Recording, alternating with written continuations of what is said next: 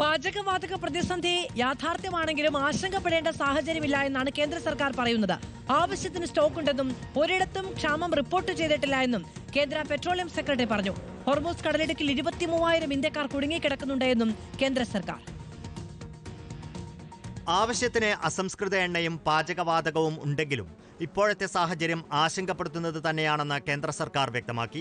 പാചകവാതക ക്ഷാമം മുന്നിൽ കണ്ട് ആളുകൾ കൂട്ടത്തോടെ സിലിണ്ടറുകൾ സ്റ്റോക്ക് ചെയ്യാൻ ശ്രമിക്കുന്നതും പ്രശ്നമാണ്. കഴിഞ്ഞ ഏതാനും ദിവസങ്ങൾക്കുള്ളിൽ 25 ലക്ഷം അധിക ബുക്കിംഗാണ് പാചകവാതകത്തിനായി ഉണ്ടായത്. ആശങ്കപ്പെട്ട് സിലിണ്ടറുകൾ വാങ്ങുന്നത് ഒഴിവാക്കണം. രാജ്യത്തെ 25,000 ഡീലർമാരിൽ ഒരിടത്തും പാചകവാതക ക്ഷാമം റിപ്പോർട്ട് ചെയ്തിട്ടില്ല. കരിഞ്ചന്ത തടയാൻ ചീഫ് സെക്രട്ടറിമാർക്ക് നിർദ്ദേശം നൽകിയിട്ടുണ്ടെന്നും കേന്ദ്ര പെട്രോളിയം സെക്രട്ടറി സുജാത ശർമ്മ അറിയിച്ചു. All the retail outlet dealers are also directed to strictly follow the guidelines while dispensing fuel. Any violation will invite very strict action. നൂറുകണക്കിന് ഇന്ത്യൻ കപ്പലുകൾ ഹോർമൂസ് കടലിടുക്ക് താണ്ടാനാകാതെ കുടുങ്ങിക്കിടക്കുകയാണ്.